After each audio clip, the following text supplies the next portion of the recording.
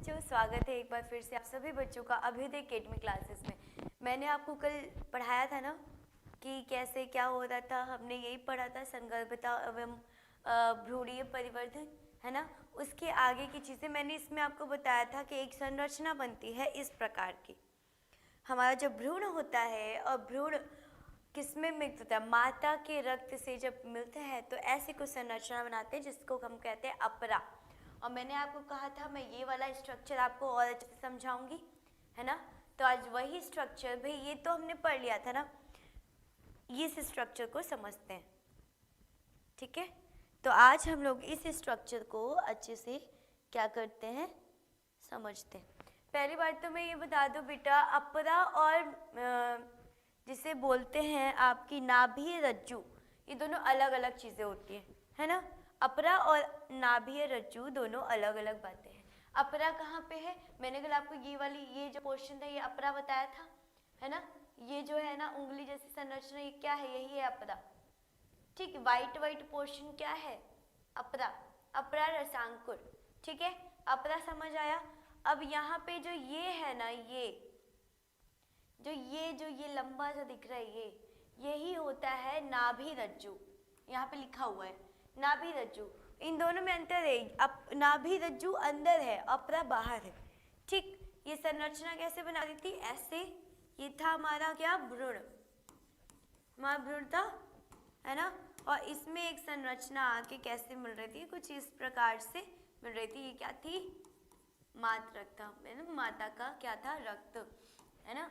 ऐसे कुछ करके ये संरचना यहाँ पे बना रही थी। समझ आया था, यहाँ तक सबको बातें क्लियर हो गई थी ना, है ना। अब इसके आगे हमें पढ़ना था, इन्हें तो हमने पढ़ लिया था, ये तो हमें मिल गया था। अपरा के कार्य हमें पढ़ना था, है ना। अपरा के कार्य मैंने बताया नहीं था, भ्रूण। अब देखो यहाँ पे क्या है, अपरा भ्रूण को ऑक्सीजन तथा, अब हम अपरा क्या करता है, जो भ्रूण है हमारा, है ना, जो बच्चा है अभी बड़ा हो रहा है, वो जो भ्रूण है उसको क्या देता है, ऑक्सीजन देता है और पोषण की आपूर्ति करता है, मतलब कि जो भी उसमें पोषण की कमी होती है वो उसको देता है। प्लस, और अब देखो भ्रूण क्या करेगा, वो जो कार्बन डाइऑक्साइड है ना अंदर, जो भी गंदा गंदा सा होगा वो क्या होगा, भ्रूण द्वारा उत्पन्न उत्सर्जी, है ना, जो भी वेस्ट प्रोडक्ट होगा, वेस्ट मटेरियल, छोटा बच्चा है वो तो जो भी होगा मम्मी के पेट के अंदर ही जो करेगा, पेट के अंदर भाई वही करेगा, तो वो बाहर निकालने का कार्य करता है, ठीक है। इतनी बात क्लियर।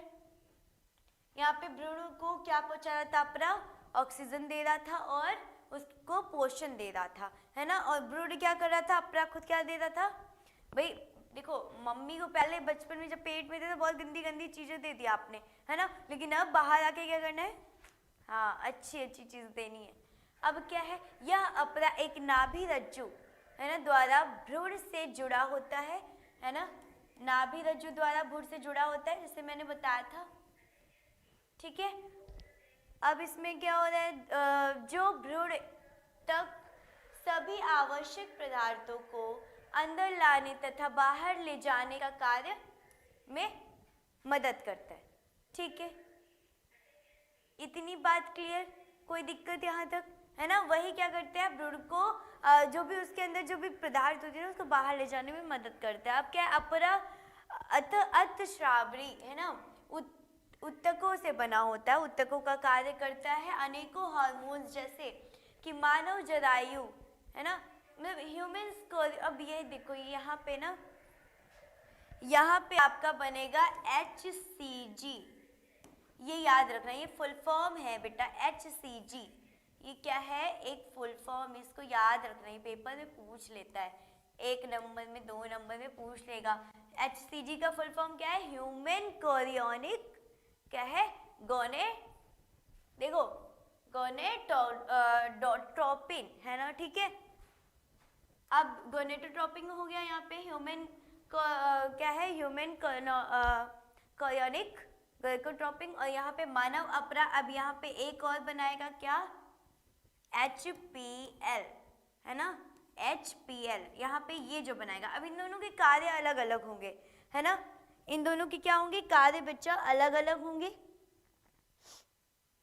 अब ये जो दूसरा वाला है, इसका मैं पहले तो भाई फॉर्मूला ये याद रखना है, इसका फुल फॉर्म, बहुत उलूल जुलूल से नेम होते हैं। इसको इंग्लिश में इसकी स्पेलिंग्स को आप 5 बार लिखना, याद करने का तरीका बता रही हूँ। इनकी स्पेलिंग्स को, भाई बायोलॉजी है, बायोलॉजी इसीलिए बच्चों को पसंद नहीं आती क्योंकि इनके जो नाम होते हैं ना वो बहुत टेढ़े मेढ़े से होते हैं, बहुत उलूल जुलूल से होते हैं।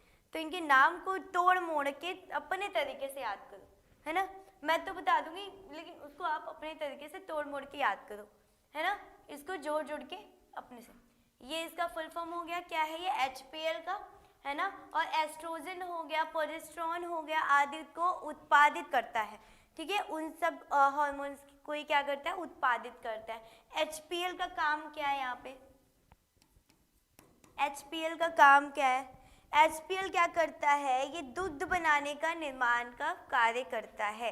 किसका, दुग्ध बनाने का, है ना, दूध बनाने का, मतलब मिल्क प्रोडक्शन में, मिल्क सिक्रेशन में हेल्प करता है, मिल्क में।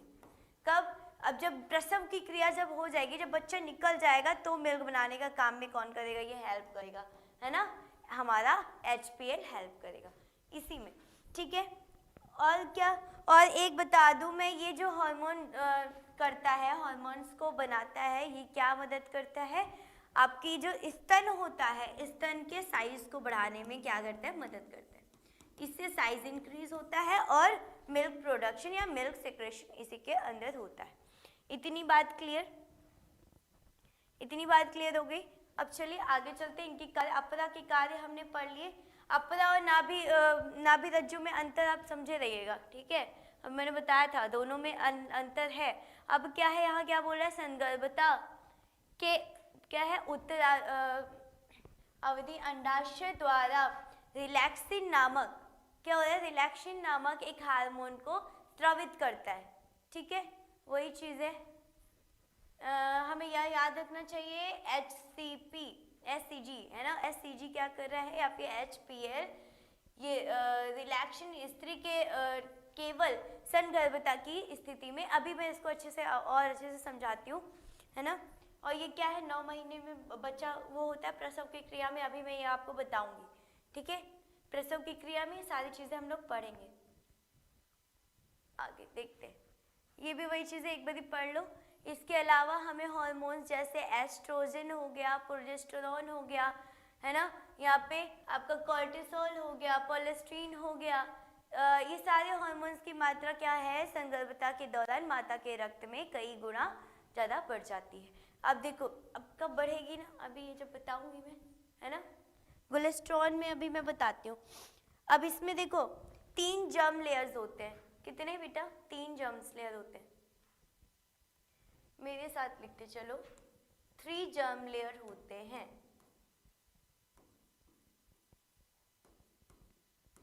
ठीक।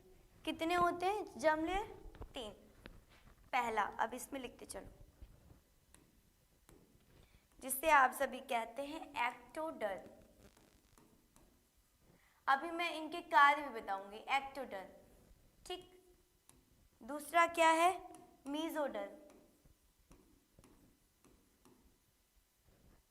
और तीसरा क्या है, एंडोडर्म,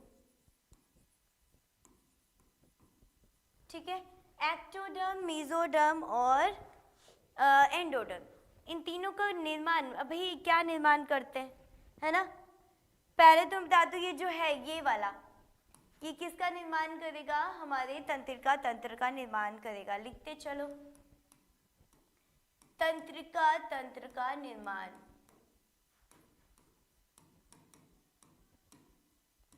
तंत्र का निर्माण करेगा, ठीक। और मीजोडर्म किसका निर्माण करेगा बेटा, ये करेगा संयोजी ऊतक, सिर्फ संयोजी ऊतक का निर्माण नहीं करता है, ठीक है, सिर्फ संयोजी ऊतक का निर्माण नहीं करता है, और भी एक करता है, बताओ बताओ, संयोजी ऊतक का निर्माण करता है, और है ना, और एक करता है पेशीय ऊतक का, ठीक है। संयोजी ऊतक और पेशीय ऊतक, मेरे साथ लिखते चलो, इससे भाई आपका भी फायदा, आपको डबल नोट्स मिलेंगे, चीजें याद होंगी, दोबारा दोबारा लिखने से चीजें याद होती है ना। और एंडोडर्म किसका उत्सर्जन, सॉरी, किसका निर्माण करेगा, एंडोडर्म, किसको? उपकला ऊतक का। किसका? उपकला ऊतक। ऊतक तो जानते हो ना, टिश्यू, है ना, कला ऊतक का। ठीक है, इतनी बात क्लियर? इतनी बात क्लियर है ना? इतनी बात क्लियर? इतनी बात क्लियर? अब यहाँ पे एक और डायग्राम हम बनाते हैं इसको क्लीन करके ना, कि कौन से महीने में बच्चे का कौन सा अंग बनता है। जैसे कि पहले महीने में क्या बनता है, फिर दूसरे महीने में जब बच्चा छोटा होता है, पेट में होता है मम्मी के, तो पहले महीने में सबसे पहले उसके पास उंगलियां आएंगी। उंगलियां आएंगी, क्या आएंगी? सबसे पहले अब देखो, जब बच्चा होने लगता है ना, तो सबसे पहले स्टेथोस्कोप से क्या देखा जाता है? उसके हृदय की गति देखी जाती है। सबसे पहले उसमें क्या होगा? चलो ऐसे बनाते हैं। सबसे पहले ऊपर लिखो मंथ,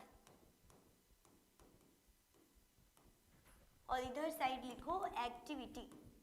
लिख लो मंथ और एक्टिविटी। ठीक, अब देखो, जब पहला मंथ चलेगा, पहला महीना चलेगा, तो एक काम क्या होगा, इसमें हृदय का निर्माण होगा। जब पहला महीना होगा तो हृदय का निर्माण होगा, यानी हार्ट, हमारा जो हार्ट है, छोटे बच्चे का छोटू सा हार्ट होगा ना, वो बनेगा। तभी तो फिर डॉक्टर ऐसे लगा कि पेट में कहेगा, धुक धुक सुनेगा उसकी, है ना, धक धक धक धक धक धक सुनेगा, है ना, हार्ट बीट सुनेगा। कैसे सुनता है? क्योंकि पहले ही महीने में उसका क्या हो जाता है? हार्ट बन जाता है। ठीक, अब दूसरे महीने में, रुको, दूसरे महीने में क्या होगा? अब बच्चे की जो होंगी अंगुलियों का निर्माण, अंगुलियां,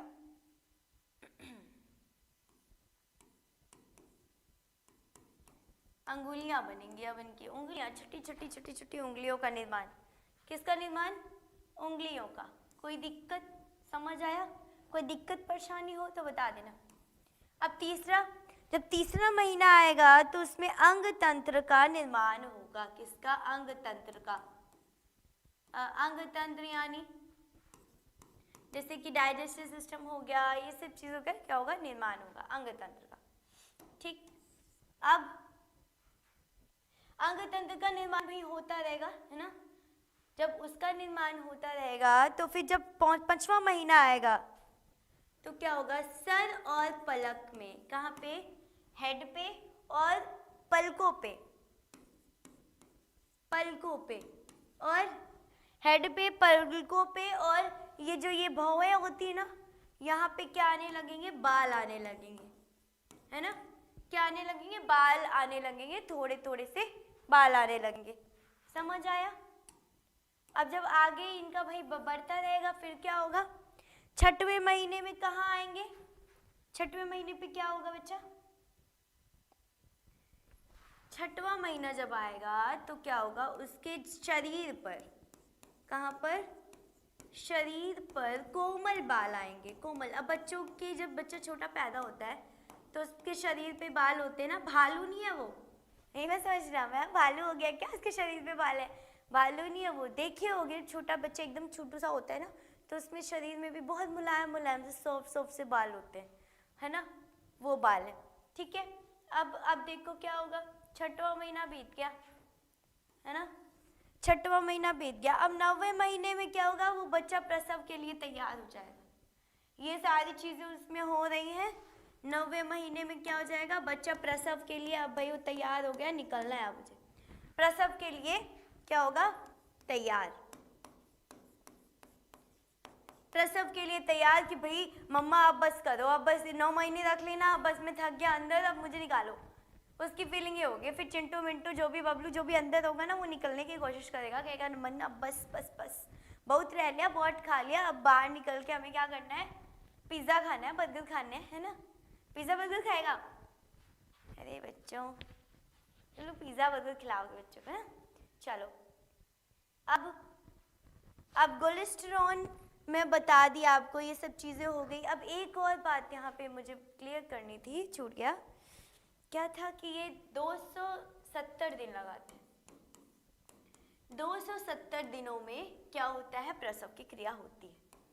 क्या होगी, प्रसव की क्रिया, मतलब प्रसव की क्रिया नहीं, सॉरी, 270 दिन अप्रोक्स कितने महीने, 9 महीने, 9 मंथ्स, या फिर आपके एनसीईआरटी में लिखा हुआ है, एनसीईआरटी में दिया है 9.5 मंथ्स, ये दिया हुआ है उसका एनसीईआरटी का डाटा। अगर आपके पेपर में आ जाए 9.5 तो आप 9.5 को कर देना, आपकी बुक में भी 9.5 तक दिया होगा अगर आप एनसीईआरटी प्रेफर कर रहे होगे तो, ठीक है, नहीं तो ज़्यादातर तो 9 महीने ही होता है ना। ये टाइम ड्यूरेशन है ना, क्या है ये बच्चा, ये टाइम ड्यूरेशन है, टाइम ड्यूरेशन ऑफ प्रेगनेंसी, है ना, ऑफ प्रेगनेंसी, ठीक, कोई इशू, इतनी बात क्लियर, समझ आ गई।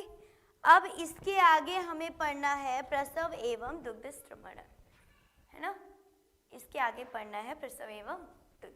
अब गोलेस्ट्रॉन इसको थोड़ा सा पढ़ लेते हैं, वही बातें हैं जो मैंने अभी बता दी हैं, एक बार ही रिवीजन हो जाएगा। आज ये चैप्टर आपका यहीं पे फिनिश कर दूंगी मैं, है ना। अंतरोपण के तुरंत बाद क्या होता है, अंतर कोशिका समूह भ्रूण यानी क्या है, एक्टोडर्म नामक एक बाहरी स्तर पर क्या करती है, अर्ध त्वचा, है ना, एंडोडर्म नामक भीतरी विभेदित हो जाती है, वही बात है, वही लिखा हुआ है, बाह्य त्वच एवं अंत त्वचा का निर्माण करती है, यहाँ पे जिसे बोलते हैं मेजोडर्म, है ना। ये मैंने आपको पहले ही बताया था, ये पहले दे दिया है, थोड़ा सा उल्टा पुल्टा हो गया। मैंने आपको एंडोडर्म मेसोडर्म वो वाले में बताया था ना, यही चीज़ है। अभी मैंने 3 बताए थे, 3 लेवल्स ऑफ जर्म, है ना, वही चीज़ है, एंडोडर्म, मेसोडर्म और एक्टोडर्म, है ना, वही है। अब फिर यहाँ पे भी वही चीज़ है बच्चा, ये पढ़ लेना, ठीक है, आपको ये पीपीटी मिल जाएगी, ठीक, कोई दिक्कत, ये पीपीटी मिल जाएगी। अब इसके आगे हम लोग पढ़ेंगे क्या, प्रसव एवं दुग्ध स्मरण की क्रिया। प्रसव यानी अब भाई छोटा बच्चा है, अब वो बर्थ भी तो लेगा, अब जन्म भी तो लेगा, अब वो जन्म की क्रिया क्यों कैसे होगा, कैसे जन्म लेगा, है ना, कैसे जन्म लेगा, उसके भ्रूण का विकास कैसे हो रहा है ना, ये वही बातें लिखी हुई है। भ्रूण में पहले हृदय निर्मित होगा, दिल बनेगा, है ना, पहला संकेत कि उसमें हृदय धड़कन सुनाई देने लगेगी तो पता चल जाएगा कि हाँ टमी में कुछ है, कोई तो है, छुटकू मुटकू वहीं पे जन्म लेने वाले हैं, आ रहे हैं, खुशी खुशी हो गई। अब क्या है, संगर्भता के दूसरे महीने में क्या होगा, उंगलियों का निर्माण, वही बातें हैं जो मैंने अभी बताई, ये बातें आपको कैसे लिख के यहाँ पे दे दी गई हैं। तो उसके बाद क्या है, तंत्रों की रचना होगी, उदाहरण में सारी बातें हैं, ये बस आप पढ़ लियो, पढ़ लेंगे ना खुद से, कि फिर से पढ़ूँ मैं, फिर से बताऊँ, अभी मैंने बताया था, है ना, बार बार वही चीज़ें याद हो जाएगी मैम, हाँ याद तो हो जाएगी, पढ़ना है आपको, है ना। यही चीज़ें 5वें महीने में क्या हो रहा है, फिर उसके बाद 24वें सप्ताह यानी क्या है, दूसरी तिमाही के अंत में पूरे शरीर में कोमल बाल आ रहते हैं ना, आँखों की पलकें अलग अलग, मतलब आँखों की पलकों में भी बाल आ रहे थे, बरौनियों में भी बाल आ रहे थे, है ना, बरौनी में भी बाल आ रहे थे, है ना।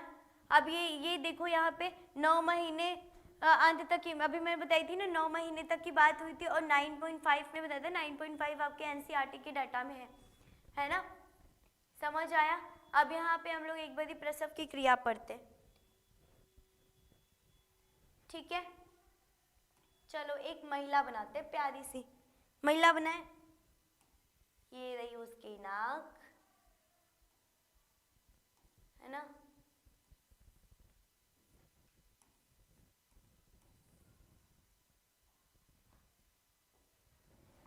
ठीक है, कुछ ऐसी है, और अच्छी सी महिला बनाते हैं, तुम लोग भी मेरे साथ सीख जाओ ना।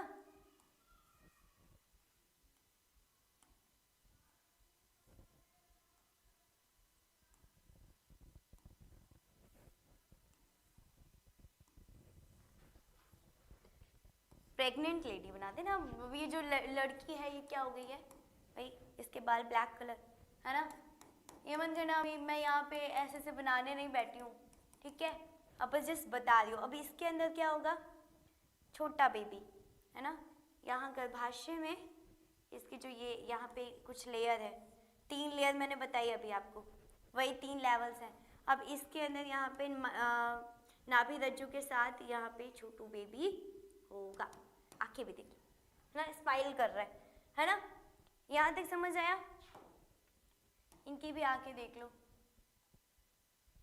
है ना, समझ आ गया?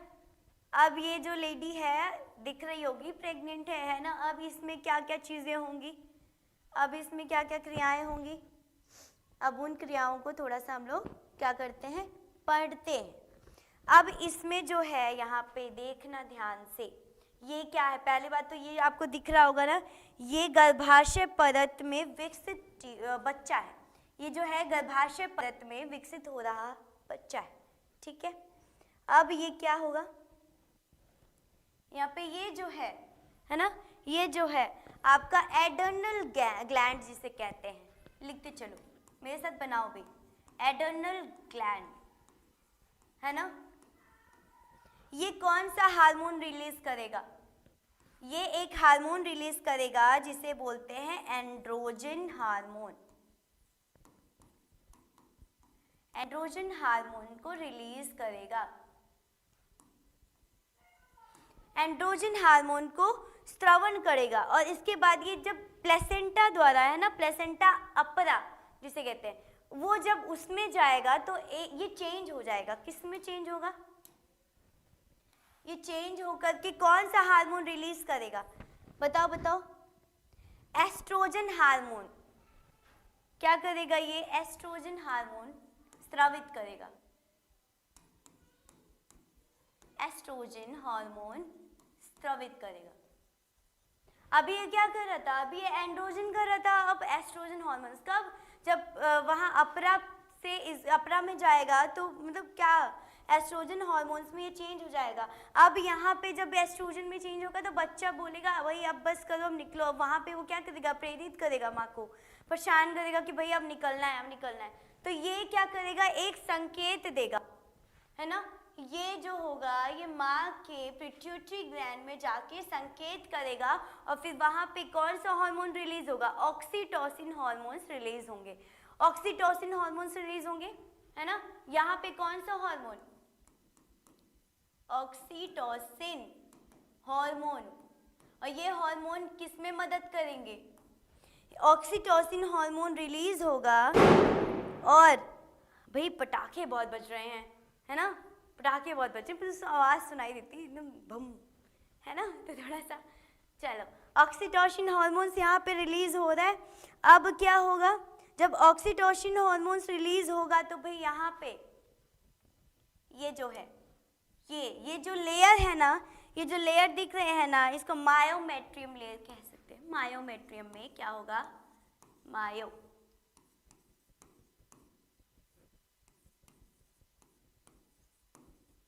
मायोमेट्रियम में क्या हो रहा है? मायोमेट्रियम में ऑक्सीटोसिन रिसेप्टर है। क्या है यहाँ पे? Oxytocin receptor. ऑक्सीटोसिन रिसेप्टर, ठीक। और ये रिसेप्टर क्या करेगा? अब भाई ये बच्चा है ना, धीरे धीरे क्या करेगा ना, यहाँ पे, अब भाई यहाँ योनि है, वहीं के द्वारा वो वहीं से गर्भाशय ग्रंथि के पास जाएगा और फिर उसको फैलाने का काम करेगा। अब भाई बच्ची का सिर भाई वो बहुत बड़ा है और वो सकरा है ना, तो ये जो ऑक्सीटोसिन ये हार्मोन्स को पकड़ने का काम करेगा। ये रिसेप्टर है, हार्मोन्स को पकड़ने का काम करेगा। तो क्या ऑक्सीटोसिन हार्मोन्स रिलीज हो रहे हैं यहाँ पे, तो ये क्या किया यहाँ पे, क्या करेगा? जो यहाँ पे गर्भाशय ग्रंथि है उसको खींचने में, मतलब कि चौड़ा होने में मदद करेगा। कौन? ऑक्सीटोसिन हार्मोन्स जो रिलीज हो रहे हैं, ठीक है।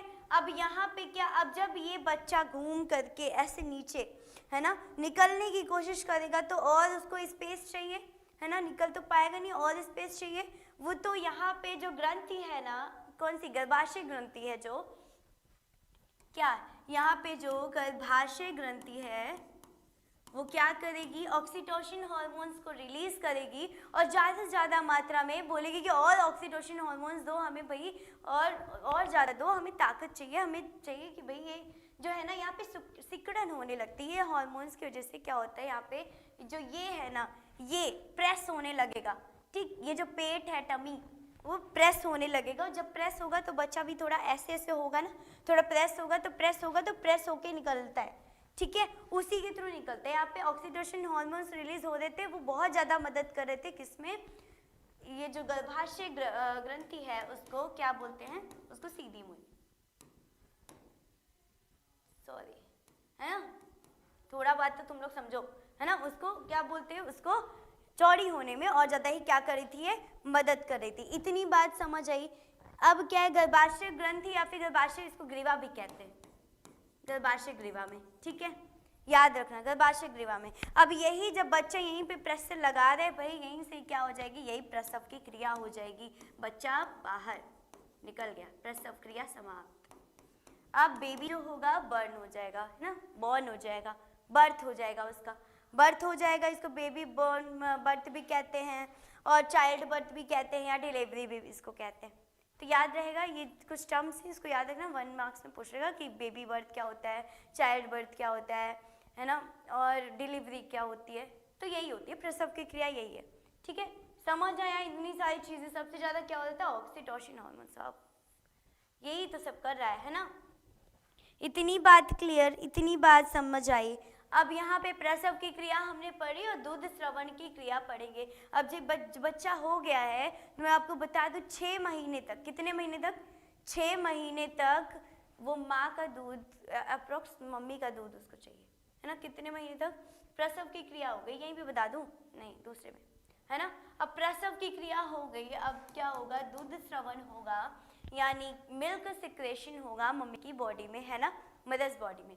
अब वो कैसे होगा, अब देखो 6 महीने तक, अभी मैंने बोला ना 6 मंथ्स तक, 6 मंथ्स तक तो क्या होगा, पीला गाढ़ा दूध होगा, जो दूध होगा पीला गाढ़ा होगा, है ना, पीला गाढ़ा रंग का दूध होगा। और ये बच्चों को ना, मतलब कि जो, मतलब ऐसे समझो कि जो बच्चे, मतलब इस टाइम में जब बेबी बर्न होता है, वो मम्मी का दूध ना पी के कोई और बाहर का दूध पिला, तो पहले तो समझ नहीं आएगा, सही लगेगा, अच्छा लगेगा, लेकिन जब वो धीरे धीरे बच्चा बड़ा होगा ना, तो बहुत जल्दी उसको बीमारियां पकड़ने लगेंगी, है ना, बहुत जल्दी वो बीमार होगा। इसीलिए कहते हैं कि 6 महीने तक मम्मी का, माँ का गाढ़ा दूध अच्छा होता है, बच्चों को रोग रहित करता है ना, रोगों से दूर रखता है ना। वो क्या है, प्रतिरोधक क्षमता को बढ़ाता है। ये क्या करेगा बच्चा, ये प्रतिरोधक क्षमता को बढ़ाएगा, प्रतिरोधक क्षमता को क्या करेगा, क्षमता को क्या करेगा, बढ़ाएगा, ठीक। अब ये क्षमता को बढ़ा रहा है। अब आज के लिए इतना, ये चैप्टर यहीं पे फिनिश, ये इतना ही था, है ना। दूध श्रवण हो रहा है, ये प्रतिरोधक क्षमता को बढ़ा रहा है, पीला गाढ़ा दूध है, इसका वैल्यू हमें ये चीज़ें पता चल गई कि बहुत ज़्यादा जरूरी होता है।